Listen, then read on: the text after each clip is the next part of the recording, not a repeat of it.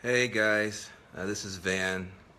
Look, I know folks are really hurting, and I just can't tell you how sorry that I am that we got the kind of outcome that we got yesterday.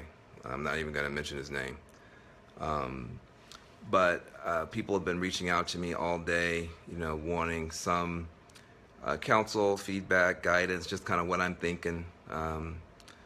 And I've got some thoughts. I got a big mouth, but I want to just say a few things that I hope will be useful just to everybody. uh, First of all, please don't forget we have 70 days before this man takes office. President Obama is still your president right now, and 70 days is a very long time uh, for us to plan and to get ready. So this whole kind of panic that's going on, people afraid, people having heart palpitations, people can't sleep, people crying, all that stuff is okay. Um, but I just want you to remember, uh, President Obama is still your president, and we have 70 days. And so there are three things I just think that everybody should be doing before we even get to political strategy, just at a human level. First, three things. First of all, it's okay to take some time just to grieve and heal. So many of y'all are so activist oriented and so fix everything and got so many control issues, and your issues got issues. We don't have to fix this right now. You can actually take some time to grieve and heal, and it's more healthy. It's actually better. Whatever works for you. And also looking out for your friends and your family and giving people a chance just to process. We have time for that. Number two, I do not want people to just panic mode and just go crazy with every conspiracy theory and this idea and that idea, and they're going to do this to us and they're going to do that to us. The second thing we have to do is actually to educate ourselves about who our opponent is and what his plans actually are. And one reason why people have so much anxiety is nobody knows what his plans are. He's so erratic. But he has made some statements. He has put some things out there. It's a time, once you get some healing under your belt, to just begin very calm, very cool, going through, trying to figure out who this guy is, and to keep educating ourselves. So when he starts to add people onto his cabinet and stuff like that, we just do that research. You know why? Because we're fact-based people. We're reason-based people. We're logic-based people. And so data, facts, information, let's wait for that to come in and be prepared. Number three, we need to be creating circles of support for this period going forward. We need to be creating study circles. We need to be creating volunteer circles. It's really good right now. Everybody's freaking out and tweeting and stuff like that. It's good to just go and volunteer someplace and pick up some litter in the park. Just taking action is so important, and taking action together. And also joining and supporting existing organizations. I work at something called the Dream Corps. If you want to go to thedreamcorps.org, Corps like Marine Corps, thedreamcorps.org, and sign up, you're more than welcome. We'll be putting out some help and support for people, but there are other great groups as well. For instance, you have Voto Latino, one of the great organizations, colorofchange.org, and others. So let's just take, the next couple of weeks between now and Thanksgiving. Number one, heal and grieve. Number two, let's educate ourselves. And number three, let's start building some support circles. If we can do that between now and Thanksgiving, that's a great achievement, okay? Now, I want to give you what my sense is of the big picture, and my sense of kind of three things I think people may be missing, and then my sense of how these fights are going to break down, okay? So everybody's got their own opinion. Here's how I see it. Big, big, big picture. We are dealing with the failure, the bipartisan failure of elites at the top on every major issue. Forget Donald Trump. I said I wasn't going to say his name. Oh, now I'm going to get a stapler and slap anyway, I ain't going to say his name. But forget the last two candidates. Forget all this stuff. For the past 30 years, most of your lives, if you're millennials, You have been dealing with the failure of this bipartisan elite on every issue. Every time the Republicans and Democrats got together with some bright idea, some great idea, it turned out to be a disaster. It turned out to be terrible. Uh, Trade, let's sign these trade agreements and send all the jobs overseas. What could possibly go wrong? Bipartisan and terrible. Hey, let's deregulate the banks. Oh, the bankers are so oppressed. They're the most oppressed group in the world. Let's just free the bankers. What could possibly go wrong if you let Wall Street do whatever the hell it wants to do? Bipartisan, elite, and stupid. And you see what happened. And then prisons. Hey, both political parties. Hey, let's just build prisons from coast to coast and lock up all the poor people for doing the drugs that the rich people do. The rich people will go to rehab. The poor people go to prison. That'll make all the poor communities stronger. That'll help the black community. Bipartisan and stupid. You look at these dumb wars that we got pulled into. Both parties. So you have a context now, a backdrop of bipartisan elite failure on issue after issue after issue after issue, and people are hurting. People are hurting, which gives rise to his second thing, which is this age of rebellions. What you're seeing is the rebels on the rise across the West, certainly across the United States, and the establishment on the ropes. Okay? Rebels on the rise, establishment on the ropes. So, what am I talking about the rebels? Well, Occupy Wall Street, the Tea Party rebellion, Occupy rebellion, the Sanders rebellion, Black Lives Matter rebellion, the Dreamers pushing back, the Trump rebellion. So you're in this whole age of rebellions because the establishment has let everybody down in both political parties. And now this particular kind of rebellion, my third point, big picture, is this white lash. Yes, I said white lash. Everybody got mad at me yesterday when I said it, so now I'm going to say it 19 times. But I'm not good at counting, so I'm just going to say it a few more times. White lash, white lash, white lash. What am I talking about? Well, I'm talking about this concept of across the Western democracies, you're seeing these movements coming out of the white working class, coming out of the white declining middle classes, of very populist, nativist, xenophobic, often racist movements that are a reaction against so much change that we are just forcing in the experience of some of these people. We're just forcing all this change on these working classes and middle classes throughout the West, including the United States. And what happens is some people are good with change. Some people who are with me right now, we love change. If everything changed every 20 minutes, we're just happy, happy, happy. But in your family, in your workplace, there are people who hate change. If you have a plan, it's a 2-year plan, you try and change it, 18 months in, they say, oh no, this was our plan. What you doing? I feel upset. So some people really don't like change. And look at the kind of changes that we're trying to push through these Western democracies. Demographic changes as people come in from Africa and Asia and Latin America. Technological changes, economic changes, geopolitical changes as Asia rises, and the West declines a little bit. I mean, you have so much change coming, and there's a backlash, but I call it a white lash because guess what? African Americans lost their jobs with globalization, but we didn't go and join any fascist movement. Latinos lost their jobs, but we didn't go and join some racist fascist movement. But a bunch of white folks will join those sorts of movements, and I call it the white lash. And so you have the failure of the elites broadly, you have this age of rebellions that we're in, and then this particular form of this white lash, and that rebellion broke through last night and seized government power. It broke through and shocked everybody in the UK with Brexit. This is what we are dealing with. So we got 70 days to heal and grieve and prepare and plan. What do I think has not been talked about with this new situation, and how do I think these fights line up? 3 things that we haven't talked about enough. One is Russia. This is the first election that I'm aware of in the United States in which a foreign power has been able to deliberately, blatantly manipulate an electoral outcome in the United States. We are in a war with Russia. It's a cyber war, and in some ways, they just got their biggest victory.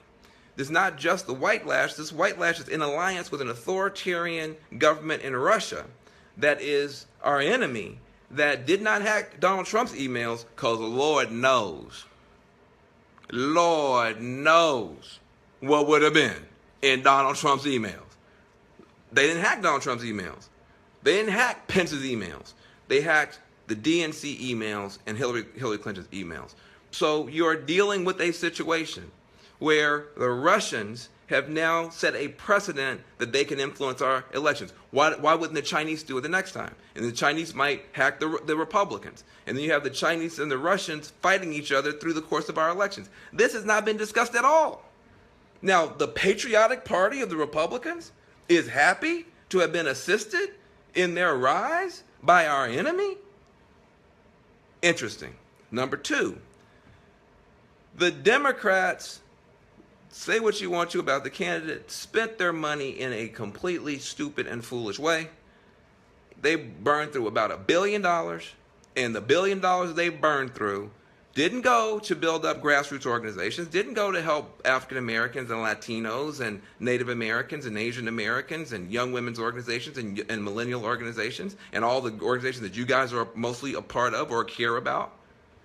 It went to consultants who did big data and did stupid polls and bought ads. That's where the money went. Mostly, and I'm going to keep it racial, mostly white, mostly male, as usual. So the women of color on the front lines got pennies, while the white dude consultants got $20, $30, $50 bills. I don't know if they have $30 bills. Anyway, you know what I'm trying to say. Nobody has talked about this. Nobody has talked about this, but it is in fact the case. And so there has to be some accountability. Why is it that the groups that are supposedly the base of the party, you wanted there to be some Latino breakthrough, and you didn't fund the Latino grassroots? Latino organizations ran out of money before they could even finish their voter registration, let alone their get out the vote efforts. This is a scandal. And somebody needs to talk about the fact that all this money got spent and we got no results. And afterwards, where are our groups? I'm getting to where we're going to go from here. I'm just giving you my context. I'm a Southerner. I talk a long time. So, number one, the Russians need to be raised. Number two, the Democrats need to quit giving money to their friends is to give it to the base. And lastly, the Sanders and the Black Lives Matter rebellions continue. Don't forget, we still have our forces that are trying to push for real change, and you see them marching in the streets tonight. Their future is what I want to talk about. So, now to these fights. What can we do? What can we do, everybody? So, I told you the first thing you need to do is chill, heal, grieve, spend some time, educate yourself, build some circles. But in 70 days, we're going to be in big fights. So what are the fights going to be? There are 3 terrible fights, and there are 5 promising fights. 3 terrible fights, 5 promising fights. The terrible fights are, number one, we're going to have to stand in solidarity with the Muslim and Latino communities. If you are Muslim right now, especially if you're a woman and you're covered, you're feeling very vulnerable. You're feeling like you're a walking target. And we need to really up the sense of solidarity and humanization of our Muslim sisters and brothers, because there is this fear when he says he's going to ban them, he kind of went after them. What's he going to do? Let's start building up the antibodies and the love for our Muslim and our Latino sisters and brothers who are afraid that their family members may be deported. We've got it. That's going to be a tough fight, and it's going to be an uphill fight, but we got to be prepared for that. Number two, the Supreme Court. They're going to try to put, Count Dracula on the Supreme Court, some horrible person that'll never die. I mean, that would be their, best idea for the Supreme Court. So we're going to have to get ready for that Supreme Court fight, and there'll be groups who are ready to lead on that. And then we also are going to have, a terrible fight on climate. This is one of the most horrific things besides the Supreme Court is this possible loss of, our ability to deal with this climate catastrophe that's coming down. and this could be how the world dies, how the earth dies. So we're going to have to really fight on that. You know, when they do tax reform, see if we can get a tax on carbon, see if we can somehow get some support for clean energy, at least research and development. It's going to be a tough fight. So immigration, Muslims, tough. Supreme Court, tough. Climate, tough. 5 surprising areas where you might be able to get something done. Oh, I said it. I said you might be able to get something done under the Trump administration. 5 areas. Number 1, healthcare. Number 2, poverty. Number 3, infrastructure. Number 4, trade. Number 5, criminal justice. Let me walk through them. Healthcare. You said, no, it's over. They're going to repeal it. They've already said on day 1 they're going to take 20 million people, throw them overboard. They're going to lose their health care. It's going to be a disaster. Oh, contraire. For the first time now, the Republican Party is going to have to own health care. We do have a national health care system, flawed as it may be.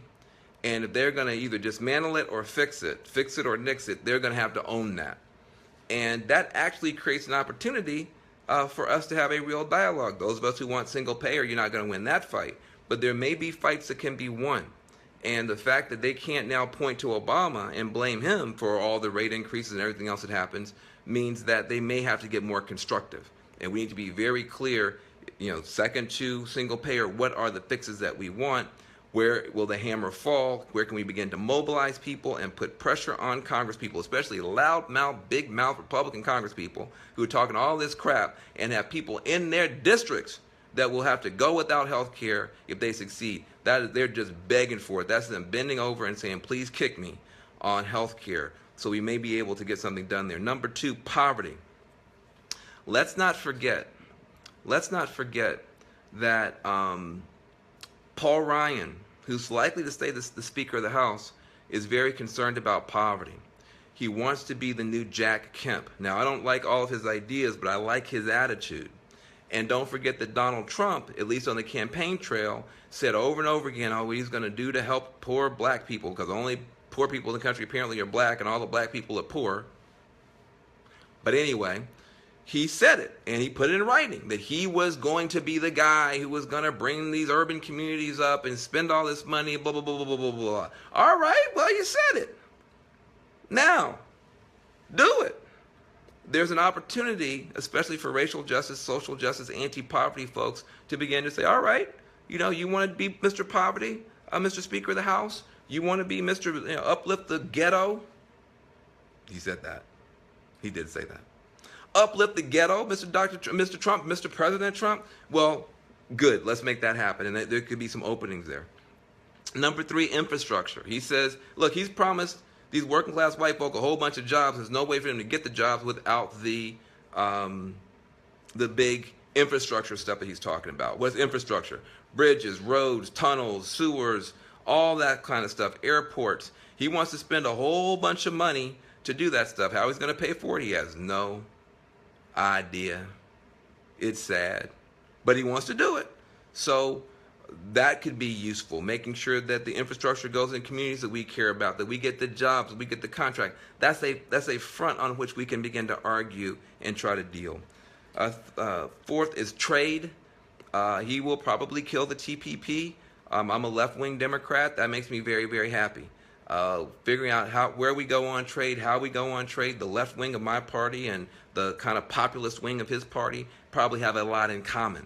And so we might be able to figure out some things there that might be helpful, might be useful. And then lastly, criminal justice. He said a whole bunch of law and order and stop and frisk and all kind of ignorant stuff that doesn't work and antagonizes people and is awful. But he's also signaled that he's willing to, he took Sandra Bland, when Sandra Bland died, he said something positive about Sandra Bland. So it's a little bit of a mix. So there have been Republicans like Newt Gingrich, who's very close to him, and others, Rick Perry, who didn't go after him, and I think actually wound up supporting him out of Texas, who have been strong, conservative, criminal justice reform champions. And so it is conceivable that under a Trump And also Paul Ryan has been talking about criminal justice. There are certain villains like Senator Tom Cotton who might get in the way in the Senate, but there's some opportunities there. And so even under this horrific Trump, see, I said his name again. I said his name a couple times. I don't know what I'm going to do. It sets me back when I do. I lose brain cells. I have to get used to it. So, we're going to have to defend the immigrants and the Muslims. We're going to have to fight on the Supreme Court. We're going to have to fight on climate. Those are going to be tough fights. We have to do it. But there's some progress we can make on health care, poverty, infrastructure, trade, and criminal justice if we play our cards right. Now, what does playing our cards right look like? The most important card that we have is you. You are our most important card. This has been a tough day. But you can't do 70 days before the man is even in office, just upset and crying and anxious and mad at everybody. We need you. We need you.